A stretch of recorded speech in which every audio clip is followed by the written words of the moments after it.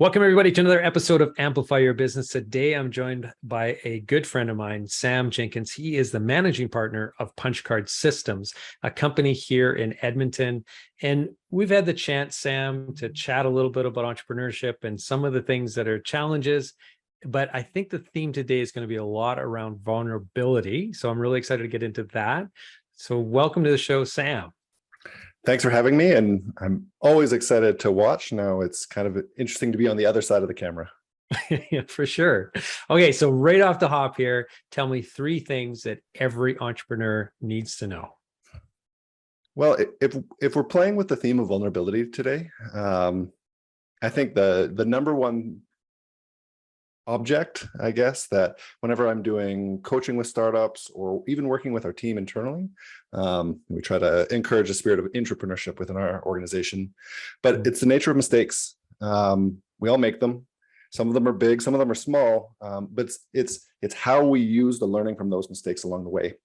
And so our business is really wrapped in the nature of transformation. We work with organizations, both very, very small and very, very large, to harness things like transformation and innovation in terms of digital product and platform. So we work with organizations who want to be better connected with their clients, with their employees, or with the community by using digital tools. And why I use the word mistake so formatively, I guess, in terms of my number one tip, is really around the fact that entrepreneurship, building business, is all about iteration. We learn as we go, and the best learnings are the ones where we potentially stub our toes or bang our knees or maybe getting a little bit over our head. We don't want to be doing that all the time, of course, but the more mistakes we make along the way, the more we learn. And the faster we make those mistakes, the faster we can grow our value, grow our ability to be able to serve our customers, and certainly grow the impact that we can have with our clients. Yeah. The second thing that I think a lot about, and it's something that I wish I had realized earlier on in my entrepreneurial journey, was that the more we talk about our core values, the more we talk about our purpose, the more those things become built into how we operate. And we all have core values, right? We all have values and mores and norms that have been built into us through our families, through our friends, through our learned experiences. But the act of vocalizing those things, talking about them, sharing them with other people, helps build our operating system, the guidebook that we follow in terms of living our business on a day-to-day basis. And it wasn't until we were a little bit further down our entrepreneurial journey when I realized that we had core values. We just hadn't written them down. We hadn't started talking about them with people. And now that we're a couple of years down the pipeline, I cherish those values so much, and the work that went into building those core values as an organization. And the third thing is that, and this is really tied into the nature of vulnerability, we're not doing this alone. And it doesn't matter if you're a solopreneur or you're building a big organization, finding people to share with, to explore with, and certainly to experience with. It doesn't matter if it's peers, employees, partners. It's really important to take this journey with other people, and again, learn from other people, but also share some of those mistakes along the way. It makes it a little bit less lonely, and certainly quite a bit more fun. Yeah, for sure. Well, thanks for sharing those, and super thoughtful, just as I really anticipated that they would be, because you and I have had some conversations over the years, and you've always come across as just extremely thoughtful in your responses. And I know culture, and I know your team and what you're trying to cultivate over there is just such a huge, huge value of you personally. And so I think we're going to be talking a little bit about that more, I think, as we get into this vulnerability kind of topic, I guess. But yeah, thank you for those. Now, what I'd love to hear right off the hop here too is, what is it that was the impetus behind creating Punchcard Systems? What inspired you to create this business? And I guess maybe for those who don't know you, what is it that you guys are doing over there? Sure. So I'll take a little bit of a step back, I think, in terms of our organizational origin story. the business was started in 2015, and it was actually created on the tail end of a failure, right? Speaking of mistakes and learnings, my business partner and I, Eston, we had built a technical startup or a technology-based startup in the health and wellness space. It was a platform to help organizations invest in workplace wellness. And while we had built really great product, we mistimed the market. We didn't necessarily have the resources and the competency to be able to grow the business. But we had learned a lot. We learned so much about building really, really great product. And so as we were wrapping that up, we had a couple of side projects that were on the go, working with different businesses, helping them build software. And it was those side hustles, right, that turned into the genesis of Punchcard, where we were able to parlay a lot of that experience in terms of digital product development and turn that into a set of services that our customers could use. And so fast forward to today, we've got two practices within our business. One is around, like I said earlier, digital product development, where we work with startups and enterprises to help them unlock digital tools to be able to better connect with their customers, their communities, their employees. And our emerging practice is what we call our digital workplace practice. So that's largely around the Microsoft suite of tools, where we help organizations connect with their staff, do a better job of collaborating, and certainly harness information, data, analytics within their business to be able to operate a little bit more effectively. Now, both of those practices are tied together through the nature of technology.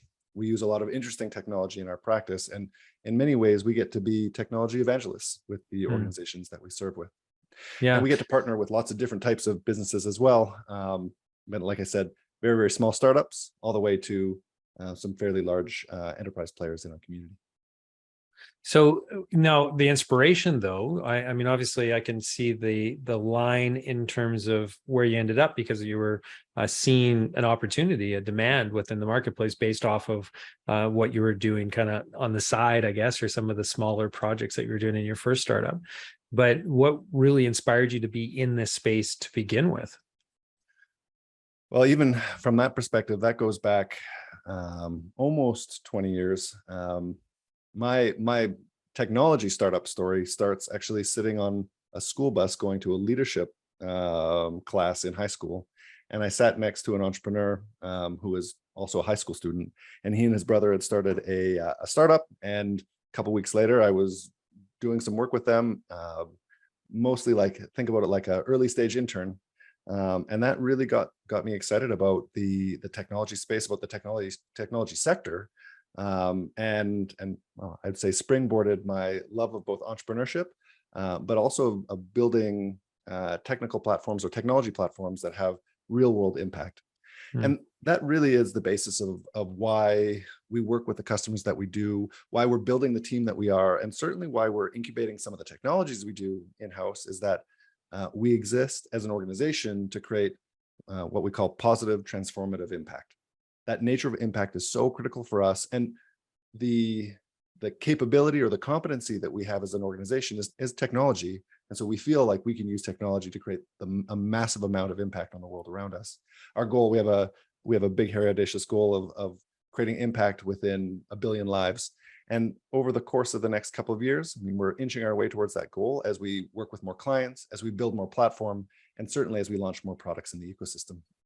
Yeah, I love that. I love that you guys have such a huge goal that's really a rallying cry behind the whole business. And it's something that, knowing you, I'm sure is something that's shared quite extensively with your team. And so that entrepreneurial motivation and culture that you're growing there, is everybody striving for that same goal, right? Well, and what's interesting about alignment, one of my favorite business texts, and I keep going back to it time and time again, is Patrick Lencioni, The Advantage. And he Mhm. talks so much in that book all about alignment. Again, as a I got it right there, here. Look at that. As we were starting our organization, I didn't realize how important it was to align our team or to align our leadership across shared vision, shared values. And over time, as we dipped our toes in being a little bit more strategic in terms of our growth, in terms of the way we acquired clients, the way we hired staff, we began to realize that the more we aligned ourselves with each other, the more we shared stories, the more we shared vision, the easier it became to grow our business. The easier it became to be able to bring that entrepreneurial spirit into how we operate. And we have a series of core values, but I say this all the time. Our core value number one is to show up, take risks, and ship it. For us, shipping is really important. That's what our customers hire us to do. But it's that nature of taking risks along the way. And maybe it's taking the risk of a new job. Maybe it's taking the risk of learning a new technology. Maybe it's about taking the risk of trying a new food. It doesn't really matter. It's about extending ourselves in ways that maybe make us a little bit uncomfortable so that we get to grow on an everyday basis. And you're right. It's the nature of alignment that helps us get there and helps us grow towards that opportunity. Yeah. And so, I mean, culture is so important when it comes to keeping that focus and having everybody, rowing in the same direction. And I know this is something that's really important to you and that you've spent a lot of time on. And so as a company that has a workforce that isn't just located right here in physical Edmonton, just like our company too, what do you do to really cultivate that culture and ensure that everybody is living to those values and understands the values and are approaching things from that entrepreneurial perspective that you're talking about? That's a wonderful question, because it's a bit of a multi-factored answer. So we're August 2022 today. If I go back to March 2020, when the pandemic started, our team was in Edmonton. 100% of our staff, this was where they were based, and so we had an office, and we still do, but people came to the office Monday to Friday, and that was how we kept connected to each other. And sure, we had processes and practices and patterns that we followed from a systems perspective that unified our values, our vision, our purpose. Simple things like eating together and sharing time together and our all hands meetings. But the pandemic happened. And fast forward to today, our team is located in Edmonton, Calgary, Penticton, Vancouver, Brandon, London, Toronto. So we're pretty spread out now. And that comes with a different type of complexity. And you hit the nail on the head. How do we make sure that we are aligned, even though we're not in the same room? And so there's a combination of things that we've been working on as a team. As I mentioned when we were talking about what Punchcard does, we do a lot of work in digital workplace and digital workplace thinking. And my theory of digital workplace is that the tools we use are probably the least important part of that combination. It's the culture we live and the systems that we implement that support that culture that make the tools possible. So it doesn't matter if we're using Zoom or Microsoft Teams or any of the other tools out there. If we're not living a culture of interconnectivity, of innovation, of collaboration, we're probably not going to be successful. And so we took that to heart as we were designing our new modern workplace experience. So we do a lot of collaborative type activity, even using digital tools, things like our socials, all the way to our project implementation. As an organization, we live in the agile development space. Our customers come to us when we're building custom software, and we use the agile development framework to be able to work. And in many of the pieces of the agile framework, things like stand-ups and retrospectives give us the opportunity to be able to reinforce some of that alignment associated with values, process, and system. Something as simple as our daily stand-ups that we do with both our employees, but also with our clients, to be able to align their needs, their purposes, their outcomes become really, really important. Now, that doesn't mean that we don't come together as a team. In fact, coming up here in September, we have an internal conference that we're running. It's not a huge conference. It's a 3-day conference where we're doing a hack day while we're doing some EDI training. We're also doing some team building and some other learning type activities.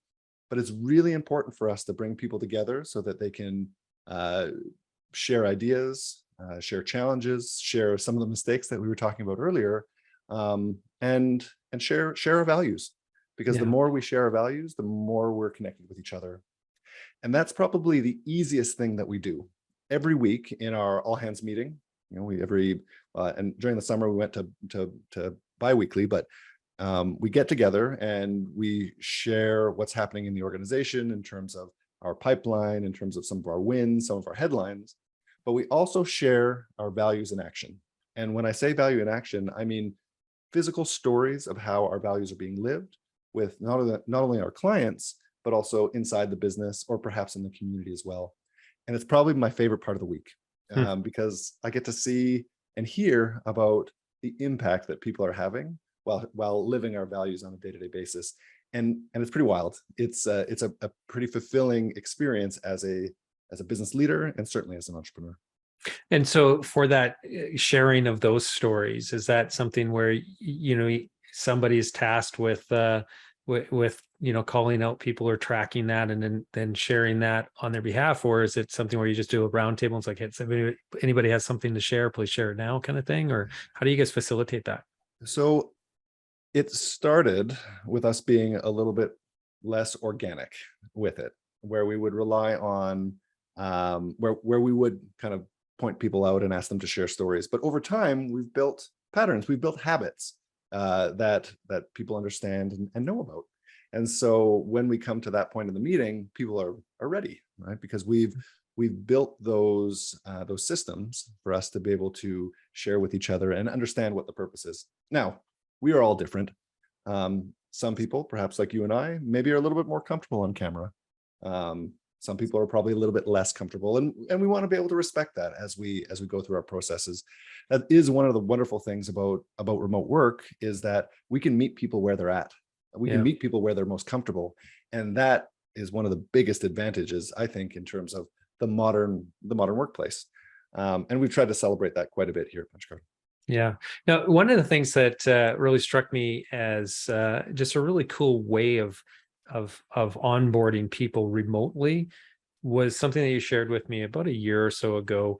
We sat down for a beer, I think it was, at a cafe, and we were talking about that whole challenge of, okay, now that we have all these people coming, joining our companies from afar, how do we onboard? What are the processes? And one of the things that you said that you guys do there is that they are to schedule, that new person is or your existing team schedules some time, 15 minutes each for one-on-ones. I think it was, maybe it's longer than that, with one-on-ones though, with that individual. So they get to build a bit of a relationship or understanding with every single person on your team.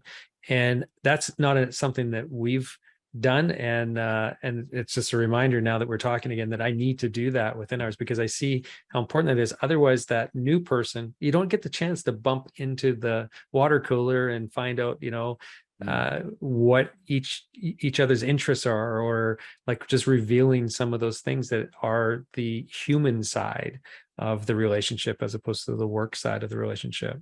And so I know you guys were intentional about that. Did I capture that right, or did I get Yeah, no, that wrong? 100%. So Yeah, we've actually, and we continue to iterate. So I'm gonna actually take a step back to talk about sure. like the onboarding, the importance of onboarding, especially in remote. But I mean, let's be honest, it doesn't matter if you're fully in person or fully remote. We know that the first day, the first week, the first month of somebody's workplace experience is going to set the tone for their employee experience in general. Yeah. And a number of years ago, we started very intentionally experimenting when it came to onboarding. And it started when we brought on somebody really important on our team. And when Liza was designing some of this process, as she was a new person on the team, she was recognizing that there are better ways for us to connect and to communicate and to collaborate. And so even over the course of the past couple of years, while we're remote and during the pandemic, we've adapted some of those patterns. Coffee chats is one of my favorite parts of our onboarding process, and it's something that we actually continue doing throughout the course of somebody's workplace experience. I get the opportunity to meet with everybody on our team once a quarter in a one-to-one basis for a coffee chat for an hour. Mm. At the beginning of every one of our all hands meetings, we do a random selection where 3 people get together for just an informal chat. And usually it's post weekend. So there's probably some, what were you up to? How are your kids? Did you get up to anything exciting? That kind of thing. But it gives folks the opportunity to learn a little bit about the coworkers that they may not get to see on a daily or hyper regular basis. Mm. And it's that type of learning about each other that gives us the chance to be able to develop empathy, right? And I think that's one of the most important things that we as business leaders, as entrepreneurs, need to bring to the table when it comes to dealing with folks in this kind of modern workplace age, is that things are different. Things are more difficult. They're either we've got more pressures on us. We either have less resources to be able to get things done. And as leaders, but also as coworkers and as colleagues, we really have to build that sense of empathy for each other, so that we all know that we're in this together. That comes back to one of the things that I was saying in terms of those tips for entrepreneurs at the very beginning of our conversation here. Nobody does this alone, and we all have tough times. We all have moments where we think we might be out of gas. We think we may not make it to the finish line, or to the starting line for that matter, by being vulnerable with each other, by sharing some of those moments. That's how we build connection and empathy. And it builds really, really strong communities, and certainly really, really strong organizations. Yeah. Yeah. I think it's just brilliant what you guys are doing over there. And the focus that you place on that is greater than I think most entrepreneurs that I have a opportunity to chat with. Like it's definitely next level kind of commitment to that culture piece. And so I'm really happy that you shared that with everybody. One thing that I'm curious about, again, just, on this topic of vulnerability, what keeps you up at night right now? Mm. Well, there's a couple of things. When you and I were kind of talking before here today, we were chatting about kind of the challenge of building a sustainable business. And I think about our business in 2 parts. We have delivery in terms of our ability to be able to create value for our clients. And then we have our growth engine, right? And these 2 engines, our growth engine and our delivery engine, kind of need to be in parallel. As we sell business, we have to have the capacity and capability to deliver on that business. Yeah. And if we have too much business, it's a good problem to have. Then we have to manage that capacity properly in our delivery engine. And so that's one of the things that keeps me up at night as an entrepreneur, but as an entrepreneur trying to scale a business, is that I recognize that balance is critical.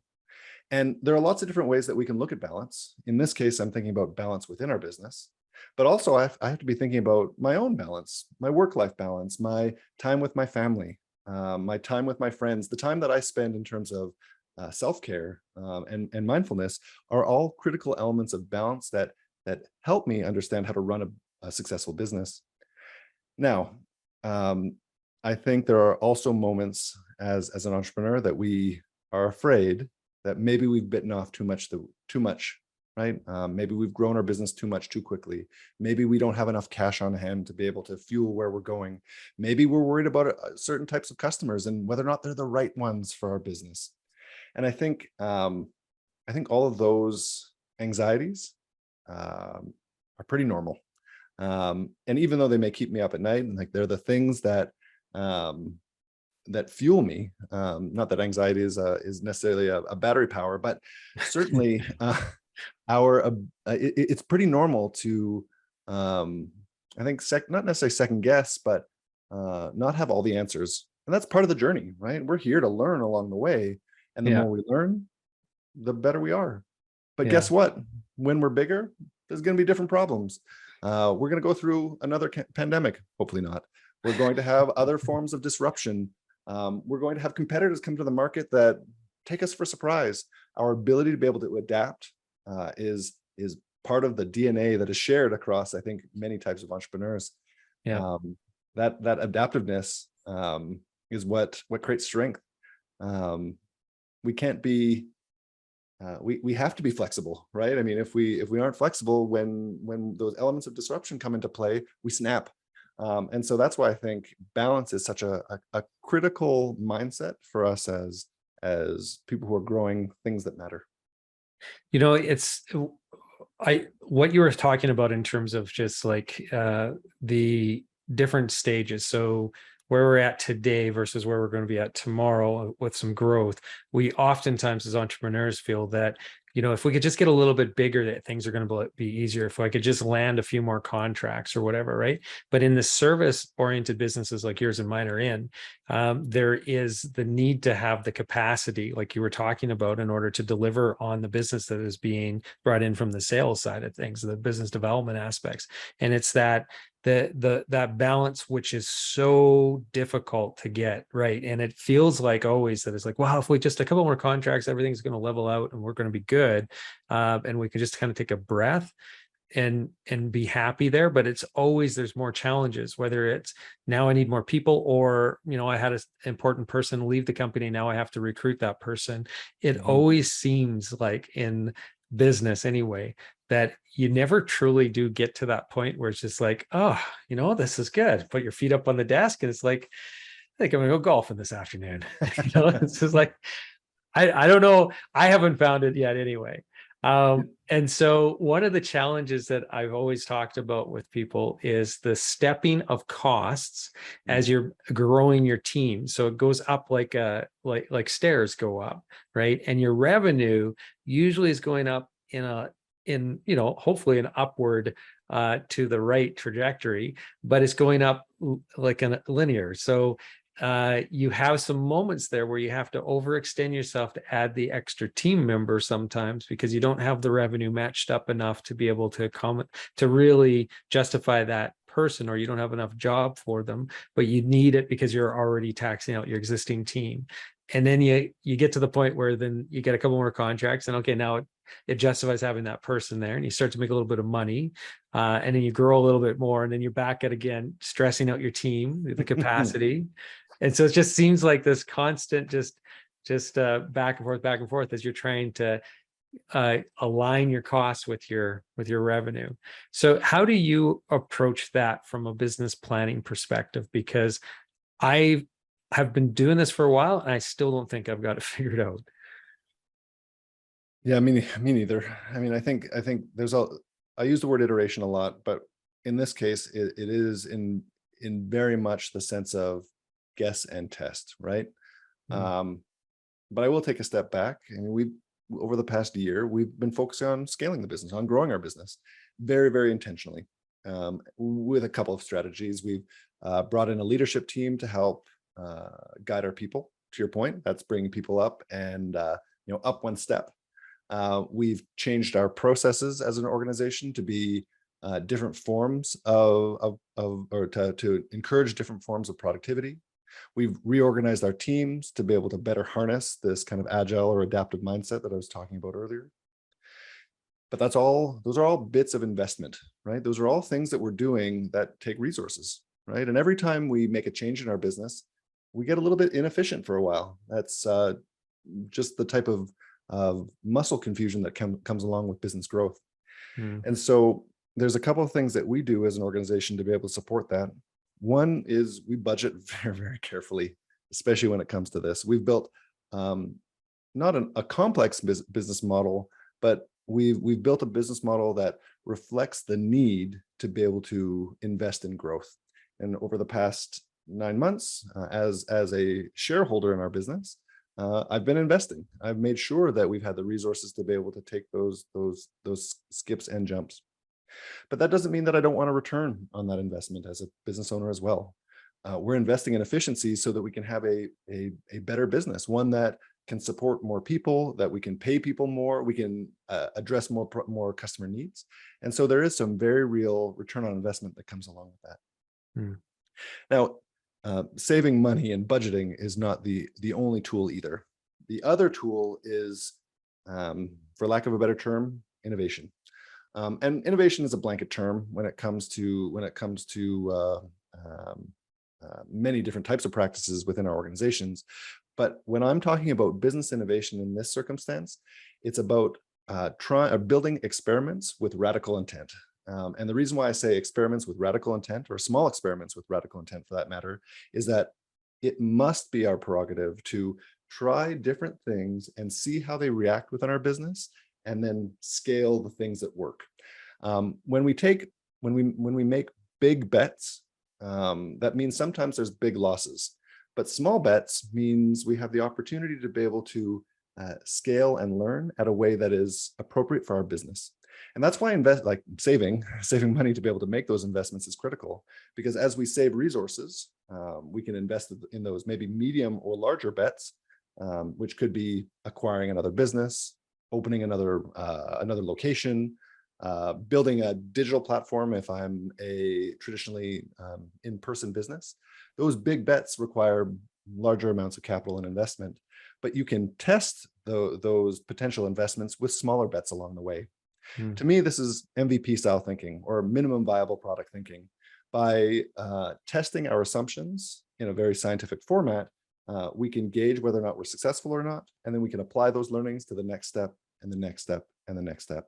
To me, that's been part of the secret of our business, is that it's what we teach to our clients as well, but the nature of thinking with this MVP approach has given us the opportunity to be able to learn and make mistakes. Don't get me wrong, we've made plenty of mistakes.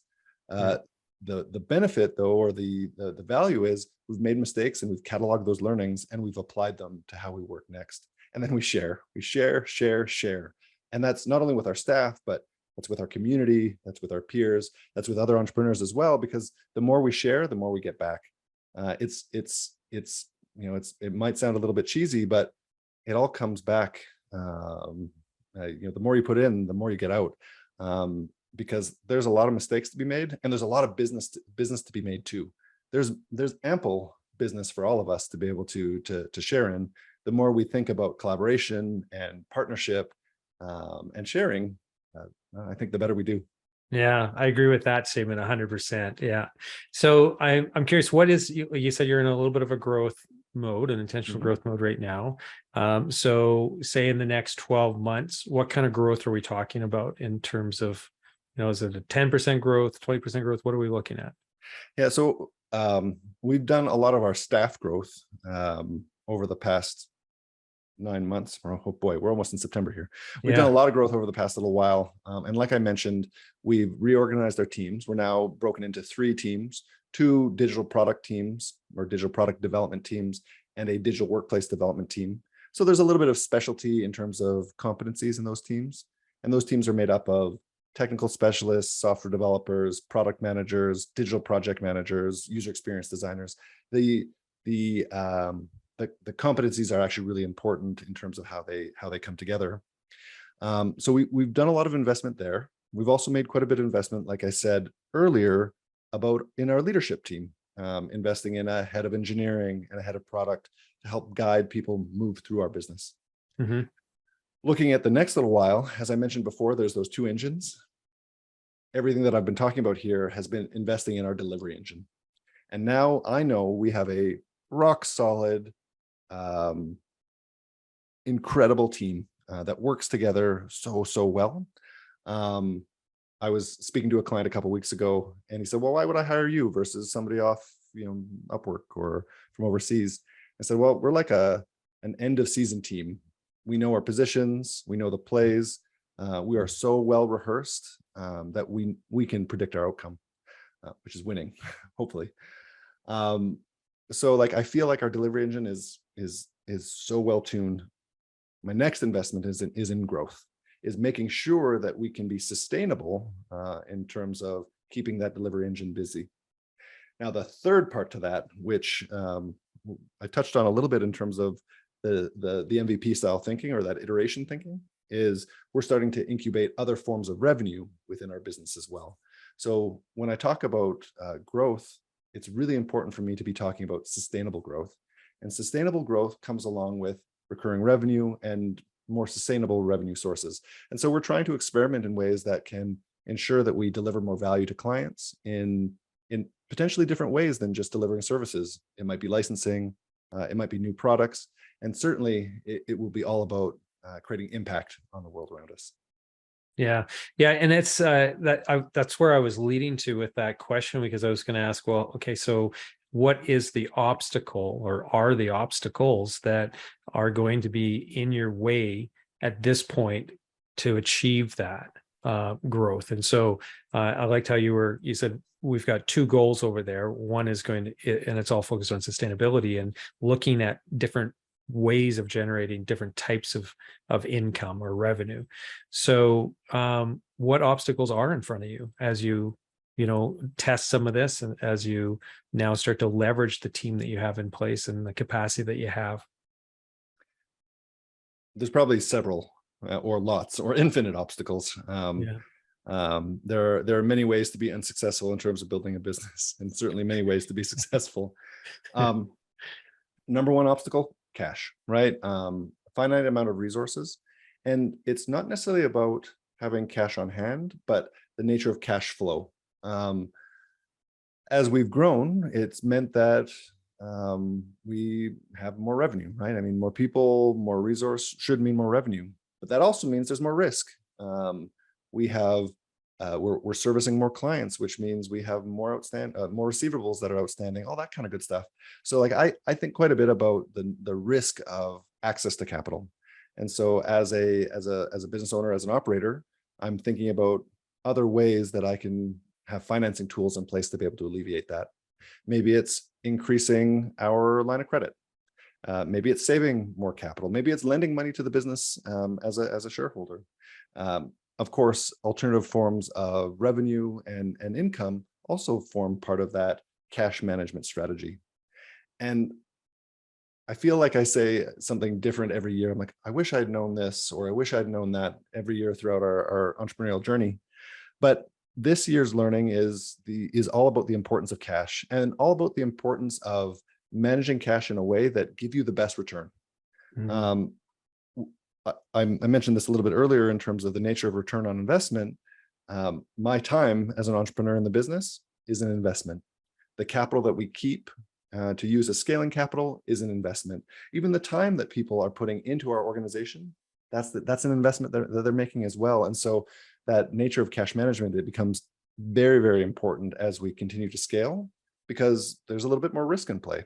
We have more mouths to feed, more families that count on us as a sustainable business because we support their livelihood. And I take that very, very, very seriously. Yeah. So if cash is one of the big risks, I think the other big risk is the nature of like unknown disruptions. Go back to 2020 and COVID happens. Well, I didn't have a pandemic plan that was ready to take off the shelf in terms of contingency planning. Yeah. None of us did. Yeah. Nobody did. And I think spending more time getting ahead of risk and acknowledging, recognizing, and empowering risk within our business is something that we'll be investing quite a bit in to remove those blockers as time goes on. Mm. When we're working on software development sprints with our clients, we talk about like knocking down blockers. And I think in the course of building a business, it's just like building a platform or a piece of software. There are going to be blockers that come up, but if we have plans to be able to deal with those different type of blockers, or if we have systems that we've developed that can help us work through the nature of blocking or knocking down those blocks, it gives us a tool set or a framework or a playbook to be able to work through as we're going through some of those challenges. So yeah, I know like risk is a really general area, but it's actually risk understanding and mitigation that I think is probably one of those elements that if we don't develop a competency in, it will end up being a blocker for us as an organization.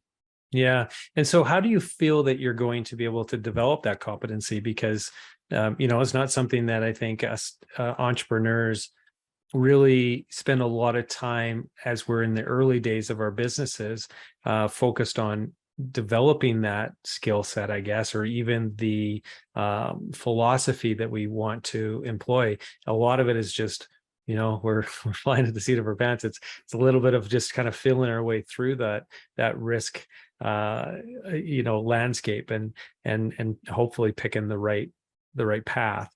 And so, do you have something that you're drawing on, or that you're going to be employing, I guess, to try to help you navigate that aspect of it? That is an amazing question. And I wish I had a breaking answer that went along with that. But it's another area of trial and error that we've gone through over the past couple of years. Yeah. Um, we've spent quite a bit of time working through things like coaching, and working with coaches to maybe expose some of the areas that we have deficiencies in. And again, probably a superpower for us is that I'm decently capable at asking for help sometimes. But I think the nature of employing external coaches has been really useful and will continue to be useful for us. I think the development of our most recent strategic plan, and more importantly, our strategic planning process that we go through on a monthly, quarterly, and annual basis to be able to work towards a long-term vision. We have a 10-year vivid vision story that we wrote at the beginning of this year that we're working towards achieving. And the way that we are implementing that, or at least recording it, is we use a fairly standard process called OKRs, or objectives and key results. And like everything we do, it's very iterative. We learn as we go, we document as we go. And even though I think as we started as an organization, I was my business partner and I, we were talking last night, and he said to me, yeah, I know I was a little bit hesitant about documentation, and nobody loves having to over document things. Yeah. But as an organization, we've started to build more playbooks, more framework, and certainly more tools to help guide us through some of this kind of risk mitigation, risk understanding process. But I mean, a good plan, a well thought out plan, goes a long way towards helping to deal with some of that risk. And well, we don't have a business plan that sits on the shelf that gathers dust. We have an active business plan in terms of those OKRs, or those objectives. We're constantly evaluating them. And sometimes they don't fit anymore. So we make sure to make conscious choices around not working on them anymore. Because if we prove something's wrong, well, then we should adapt. We should make change and work towards something that's going to be more effective. So that's why I say it's a very active strategic planning process, and it has to be, because to be quite honest, I don't know what September is going to bring, and it's October already, or it's August already. I certainly don't know what 2023 is going to throw at us, but I have to be ready for it, because Yeah. people trust me, like our clients and certainly our employees. Yeah, completely. Well, you've delivered on the show here, man. I really appreciate you taking the time today and sharing all your thoughts, and getting vulnerable and talking through some of the challenges that you have in front of you, and how you're thinking that you're going to tackle some of that. This is uncharted territory. Every one of us entrepreneurs, right? As much as we can talk to other people who've gone through similar business journeys, it's never the same. The variables are all over the map, and so we're always charting our own distinct pathway through it. And so I really appreciate you sharing yours and your thoughts around that. Absolutely. It was a pleasure as always. And I mean, if one other entrepreneur gets a little bit of inspiration from our conversation here today, I feel like we've done some important work. Exactly. And now, if somebody wanted to reach out and connect with you directly, or to reach out to Punchcard Systems, what's the best way for them to do so then? Sure, a couple different ways. I'm an entrepreneur. I live on LinkedIn, so finding me there, at my handle Sam Jenkins. And then if you want to check out some of our work, or get in touch with us as an organization, our website's at punchcard.io. And again, we're on LinkedIn there too, and all the socials, but our website's probably a good place to start.